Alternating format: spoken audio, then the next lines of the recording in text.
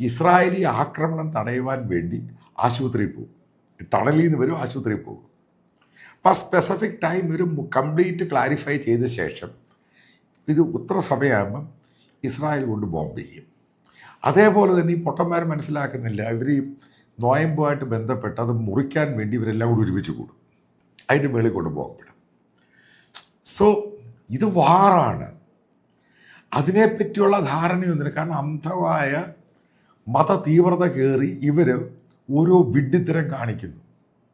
നേരത്തെ എങ്ങനെയാണ് America ISIS തകർത്ത്? ഇതേ സ്ട്രാറ്റജി ആയിരുന്നു.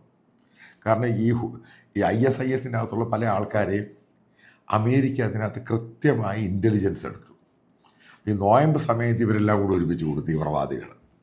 അപ്പോൾ അവർ പ്രത്യേക സ്ഥലത്ത് പോയി പ്രാർത്ഥിക്കാൻ പോകും, അവിടെ കൊണ്ടുപോകപ്പെടും. അങ്ങനെ നോയമ്പ് കഴിഞ്ഞോടുകൂടി ISISനെ വെടി അങ്ങ് തീർത്ത് കൊടുത്തു. അപ്പോൾ ഇതേപോലെ നിങ്ങൾ ശ്രദ്ധിച്ചോണം, ഈ നോയമ്പ് കഴിയുന്നതോടുകൂടി ഈ ഗാസയ്ക്കകത്ത് ഒറ്റ ഒരു ഹമാസുകാരനുണ്ടാവത്തില്ല. അതാണ് സ്ട്രാറ്റജി എന്ന് പറയുന്നത്. അതാണ് ആദ്യം പറഞ്ഞു, ഞങ്ങൾ ഈ നോയമ്പ് സമയത്ത് വെടിനിർത്തലിന് തയ്യാറാണ്. അപ്പോൾ ഇവർ വളരെ ആഹ്ലാദമായി അങ്ങ് ഭയങ്കര ബഹളമായി. ഇവരൊക്കെ പിന്നെ ടണലുണ്ടാക്കാൻ തുടങ്ങി. പ്രത്യേക സമയം പ്രാർത്ഥന, ഇത്ര മണിക്ക് ഇവർ പ്രാർത്ഥിക്കും രാത്രിയിൽ. ആ സമയം നോക്കി ഒരു ബോംബ് ചെയ്തു. ഇവിടെയാണ് മനസ്സിലാക്കേണ്ടത്, ഒരു പ്രൊഫഷണൽ സൈന്യത്തോടാണ് ഇവർ പോയി കളിക്കാൻ പോയത്. ഇവിടുന്ന് കുറച്ച് ഇറാനിൽ നിന്ന് കുറച്ച് സാധനം പിടിച്ച് വരട്ടാൻ പോയി. ഇന്ന് ഹൂത്തികളുടെ സ്ഥിതി എന്തുവാ? അവരും ഇതേപോലെ പ്രയറുമായിട്ട് ബന്ധപ്പെട്ട് ഇന്ന സമയത്ത് കൂടുന്നു. ഇതൊരു രാജ്യത്തിൻ്റെ ഫുൾ ഫ്ലഡ്ജായിട്ടുള്ള മൈറ്റി ഫോഴ്സിനെയാണ് ഇവർ ചലഞ്ച് ചെയ്തേക്കുന്നത്. അവർ എല്ലാ തന്ത്രങ്ങളും ഉപയോഗിച്ച് അതിനെ തൊലച്ച് നാശമാക്കി കളയും. അപ്പം ഞാൻ വീണ്ടും ആവർത്തിക്കുന്നു, നോയമ്പ് കഴിയുന്നതോടുകൂടി ഈ ഗാസയ്ക്കകത്ത് ഒരു ഹമാസുകാരൻ പോലും ഉണ്ടാവത്തില്ല. അവരുണ്ടാക്കുന്ന പുതിയ ടണലിനകത്ത് ഇവർ പോകുന്നു. ആ ടണലിനകത്തോട്ട് കയറി പൊട്ടുന്ന ബോംബുകളൊക്കെ ആയി. ആ രീതിയിൽ ബോംബുകൾ ഉണ്ടാക്കാൻ തുടങ്ങി. ഇവരീ പറയുന്ന ഇപ്പം 2 ആഴ്ച കൊണ്ട് ഇവർ പറയുന്നത്, ഒരാഴ്ച കൊണ്ട് ഇവർ പറയുന്നത് ഏകദേശം 1000-ന് മുകളിൽ കൊല്ലപ്പെട്ടു എന്ന്. കാരണം ഇവിടുത്തെ മീഡിയ 1 ചാനൽ അതിനെപ്പറ്റി വലിയ ആധികാരികമായിട്ട് ഡിസ്കസ് 1000 ഒന്നുമല്ല, 1500, 1700. ഇതിനകത്ത് സ്പെസിഫിക് ആയിട്ട് പറയാം, സിവിലിയൻസിൻ്റെ എണ്ണം കുറവാണ്. ഇത് തട്ടത് മുഴുവൻ ഈ ഹമാസുകാരെ. അതേപോലെ തന്നെ ഇൻട്രസ്റ്റിംഗ് ആയിട്ട് കേരളത്തിലെ സുഡാപ്പികൾക്ക് അടുത്തൊരു വാർത്തയുണ്ട്. ഇവർ ഈ ഹോസ്റ്റേജസിനെ റിലീസുമായിട്ട് സ്വാപ്പ് ചെയ്തല്ലോ. അതായത് പാലസ്തീൻകാരെയും ഇത്ര ഹമാസുകാരെയും വിട്ടു. അതിനകത്ത് പകുതി എണ്ണത്തെ ഇപ്പം തട്ടിക്കളഞ്ഞു. കാരണം ഇവർ ബോംബിങ്ങിൽ തട്ടി ദൂരെ കളഞ്ഞു. അതിനെപ്പറ്റി പുറത്ത് പറയാൻ ഹമാസിന് നാണക്കേട്. ഇവരെല്ലാം നോയമ്പുമായിട്ട് ഒരുമിച്ച് കൂടിയത്, ഇവരെ മുഴുവൻ തട്ടിയെടുത്ത് ദൂരെ കളഞ്ഞു. അതായത് ഇപ്പം നടക്കുന്ന ക്ലീനിങ് എത്നിക് ക്ലീനിങ് എന്ന് വേണമെങ്കിൽ പറയാം. അതിനകത്ത് ഇപ്പം ഈ പറയുന്ന പെരുന്നാൾ കഴിയുമ്പം ഈ പാലസ്തീൻകാർ മുഴുവനും അവിടെയുള്ള അവരും ഹമാസ് സപ്പോർട്ടേഴ്സ് മുഴുവനും ഈജിപ്തിൽ പോകും. അതിൻ്റെ അകത്ത് പല ആൾക്കാരും ചോദ്യം ചോദിച്ചു. ഏകദേശം 2 മില്യനാണ് ഈ ഹമാസുമായി ബന്ധപ്പെട്ട് ഈ ഗാസയിലുള്ള പോപ്പുലേഷനെ പറ്റി നേരത്തെ ഒരു വീഡിയോയ്ക്കകത്ത്. അതിൻ്റെ അകത്ത് 500,000, അതായത് 5 ലക്ഷം ഈജിപ്റ്റ് എടുക്കുന്നു, 5 ലക്ഷം ഇവരെടുക്കുന്നു, ജോർദാൻ എടുക്കുന്നു. അപ്പോൾ എല്ലാവരും ചോദിച്ചു ബാക്കി 10 ലക്ഷം അവിടെ പോയി. ഈ ബാക്കി 10 ലക്ഷം ഓൾറെഡി സെറ്റിൽഡാണ്. ഇതിനകത്ത് 3-4 ലക്ഷം പേര് ഈ ഗാസയുമായിട്ട് വാർ തുടങ്ങിയ സമയത്ത് അവർ ഈജിപ്തിൻ്റെ ബോർഡർ കടന്നു പോയി. അപ്പോൾ അവരെ ലെബനനിലോട്ടും ഈ പറയുന്ന മറ്റുള്ളവരെ സിറിയയിലോട്ടും ആ ഭാഗത്തോട്ടങ്ങ് മാറ്റും. അതിനുവേണ്ടിയാണ് അനക്സേഷൻ കൂടുതൽ ഈ കൂടുതലായിട്ട് ബഫർ സോൺ എടുത്തിരിക്കുന്നത് ഇസ്രായേൽ. യഥാർത്ഥത്തിൽ ഹമാസ് എന്ന് പറയുന്ന ഒരു ഭീകരവാദ പ്രസ്ഥാനം ഈ നോമ്പ് മാസം കൂടി കഴിയുന്ന സമയത്ത് പാലസ്തീനിൽ നിന്ന് അല്ലെങ്കിൽ ഗാസയിൽ നിന്ന് പൂർണ്ണമായിട്ടും ഇല്ലാതെയാകുമെന്നുള്ളതിന്റെ കൃത്യമായിട്ടുള്ള റിപ്പോർട്ടാണ് രാജ്യത്തെ തന്നെ സീനിയർ ജേർണലിസ്റ്റ് ആയിട്ടുള്ള മാത്യു സാമുൽ സാറിന്റെ ഒരു വിശദീകരണം.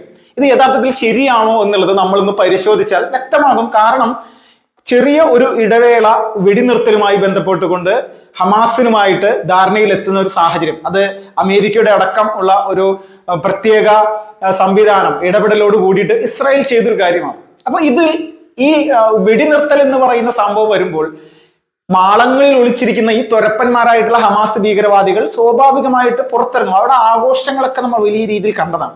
ഈ ആഘോഷങ്ങളുടെ ഒരു ഇടയിൽ യഥാർത്ഥത്തിൽ ഹമാസ് എന്തായാലും അവരുടെ ആ ഒരു വൃത്തികെട്ട സ്വഭാവം, തീവ്രവാദ സ്വഭാവം കാണിക്കും. കാരണം അവരെ സംബന്ധിച്ച് അവിടുത്തെ ജനങ്ങളെ കുരുതി കൊടുത്താലും തങ്ങൾ ഉദ്ദേശിക്കുന്ന നിലപാടുകൾ ചെയ്യണം. കാരണം വിദേശ രാജ്യങ്ങളിൽ നടക്കം ഒരുപാട് ഫണ്ട് കിട്ടണമല്ലോ. കാരണം ഈ കുട്ടികളെ കൊലപ്പെടുത്തുന്നു, സാധാരണക്കാരെ കൊലപ്പെടുത്തുന്നു, ബിൽഡിങ്ങുകൾ തറക്കുന്നു എന്നൊക്കെ പറഞ്ഞിട്ട് ഒരുപാട് പണം ഇവരുടെ നേതാക്കന്മാർക്ക് വേണം. ഇവരുടെ നേതാക്കന്മാരുടെ സാമ്പത്തിക സ്രോതസ് തന്നെ എടുത്ത് നോക്കിക്കഴിഞ്ഞാൽ അത് കോടിക്കണക്കിന് രൂപയുടെ ആസ്തിയുള്ള ആളുകളാണ്. ഈ യഹിയ സിൻവർ അടക്കമുള്ള അല്ലെങ്കിൽ പല ആളുകളും മരിച്ചു പോയവരടക്കം കുടുംബങ്ങൾ വിദേശ രാജ്യങ്ങളിൽ സുഖമായിട്ട് താമസിക്കുകയാണ്. റഷ്യയിലാണെങ്കിലും ഖത്തറിലാണെങ്കിലും സൗദിയിലൊക്കെ ഇവന്മാർ താമസിക്കുന്നത് സുഖകരമായിട്ടാണ്. നമ്മൾ ചിന്തിക്കുക. അപ്പോൾ ഈ പറയുന്ന ഹമാസിന്റെ ആളുകൾ ഇപ്പോഴും ഈ പറയുന്ന വെടിനിർത്തൽ കരാർ ലംഘിക്കുകയും കരാർ ലംഘിക്കുന്നതിന് ഉപരിയായിട്ട് ഏതാണ് പ്രധാനമായിട്ട് അല്ലെങ്കിൽ അങ്ങോട്ടും ഇങ്ങോട്ടുമുള്ള സ്ഫോടനങ്ങളും വെടിവെപ്പും നിർത്തുക എന്നുള്ളത് മാത്രമല്ല, അതിനുള്ളിലുള്ള ധാരണയുണ്ട്. ബന്ദികളെ മോചിപ്പിക്കുക പൂർണ്ണമായിട്ട്. എത്ര ബന്ദികൾ നിങ്ങളുടെ കയ്യിൽ ജീവനോടുണ്ട്, ആ ജീവനോടുള്ള ബന്ദികളെ ഒന്നിച്ച് കൈമാറുക. ഈ നയം ഇസ്രായേൽ മുന്നോട്ട് വെച്ചിട്ടുണ്ടായിരുന്നു. അത് അംഗീകരിക്കാൻ ഹമാസ് തയ്യാറായിരുന്നില്ല. ഇസ്രായേൽ പറഞ്ഞു, നിങ്ങൾ ഒന്നിച്ചു വിടുകയാണെങ്കിൽ ഞങ്ങളുടെ കയ്യിലുള്ള ബന്ദികളെ ഞങ്ങൾ ഒന്നിച്ചു വിടാം, കാരണം ഞങ്ങൾക്ക് ഒരു പ്രശ്നമില്ല. അപ്പോ ഇസ്രായേൽ എന്താണ് ചെയ്തത്? ഇസ്രായേൽ ഒരു 3 ബന്ദികളെ കിട്ടിയപ്പോൾ തന്നെ ഏകദേശം 150ഓളം ബന്ദികളെ ഇസ്രായേൽ തിരിച്ച് വിട്ടുകൊടുത്തിരുന്നു. അപ്പൊ ഒന്ന് ആലോചിച്ച് നോക്കണം, ഇവരുടെ ഇസ്രായേൽ എത്ര രീതിയിൽ കോംപ്രമൈസിനാണെങ്കിൽ തയ്യാറാണ്. പക്ഷെ ഹമാസ് ചെയ്ത വിഷയം എന്താണ്?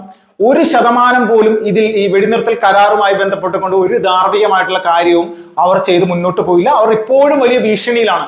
ഞങ്ങൾ അങ്ങനെ ചെയ്യും, ഇങ്ങനെ ചെയ്യും എന്നൊക്കെ പറഞ്ഞുകൊണ്ടായിരുന്നു അവർ നിന്നിരുന്നത്. അപ്പോൾ പൂർണ്ണമായിട്ടും ഈ ഇസ്രായേൽ വിട്ടയച്ച ഹമാസ് ഭീകരവാദികളെ പോലും ഗാസയിൽ കയറി തകർത്ത് തെരിപ്പണമാക്കി കളഞ്ഞു എന്നുള്ളതാണ്. എന്ന് വെച്ചാൽ പൂർണ്ണമായിട്ട് പുറത്ത് നമ്മുടെ ടണലുകളിൽ നിന്ന് പുറത്തേക്ക് വന്ന ഭീകരവാദികളും ഇസ്രായേൽ മോചിപ്പിച്ച ഭീകരവാദികളെയും എല്ലാവരെയും കൂടി ഒന്നിച്ച് തീർത്ത് കളഞ്ഞു എന്നുള്ളതാണ് യാഥാർത്ഥ്യം. അപ്പോ വരാനിരിക്കുന്ന ഈ കുറച്ച് അല്ലെങ്കിൽ ഒരു 10-20 ദിവസത്തിനുള്ളിൽ തന്നെ പൂർണ്ണമായിട്ടും ഗാസ എന്ന് പറയുന്ന പ്രദേശം ഇസ്രായേലും അമേരിക്കയും കൂടി ഒന്നിച്ച് കൈയടക്കം.